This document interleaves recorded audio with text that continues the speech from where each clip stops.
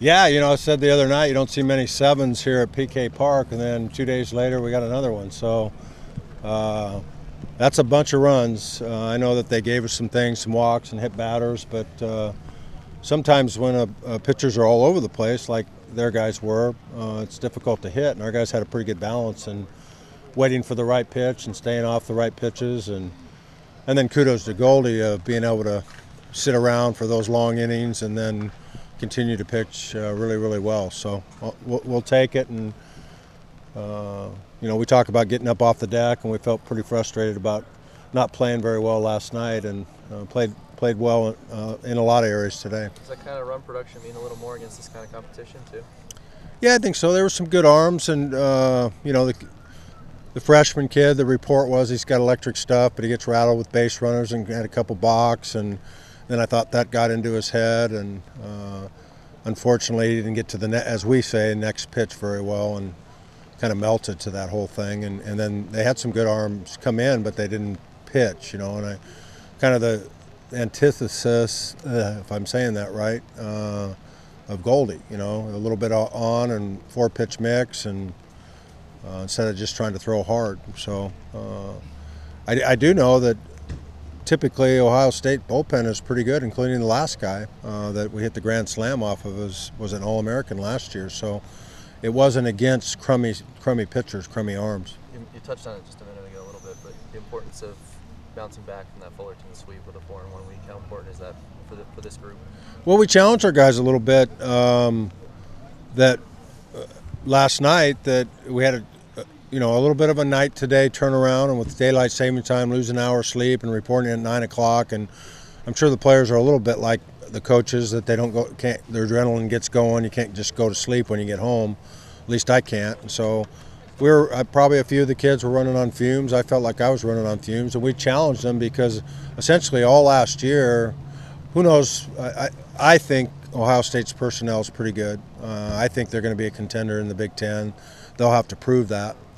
But last year we didn't win a 2 out of 3 against anybody that was significant, and ended up being a national 8 seed. So we reminded our guys of that, and certainly if we're going to do anything in the pack, we got to beat a lot of teams that are significant, and it becomes a 2 out of 3 race in the pack, whether you're home or away. So we challenged them to see if they could get this 2 out of 3 against a team that we might have awoken yesterday by not throwing strikes, and they accepted the challenge pretty good.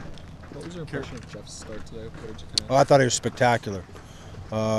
Again, it was a case of a couple of the hits were a result of throwing too many strikes, a little fat in the strike zone with count leverage, but I thought he was extremely. That was one of his sharpest outings. His fastball command was outstanding.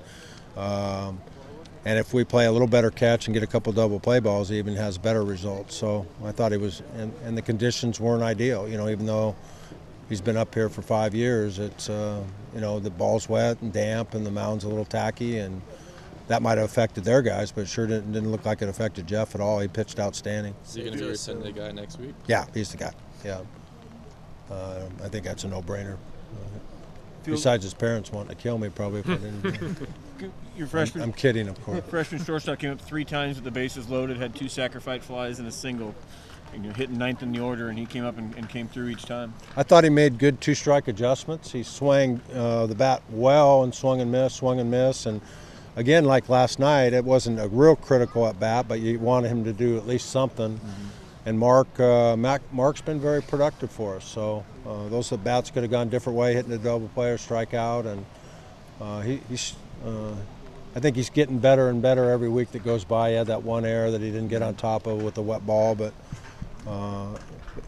maybe he's developing a little bit. I know Coach Ullman's been up his rear end a little bit, and the fact that he hasn't melted to that, I think we might have a really good player on our hands. What's your gauge on this group heading into conference? I still would like to see us throw the ball more consistently over the plate like we did today.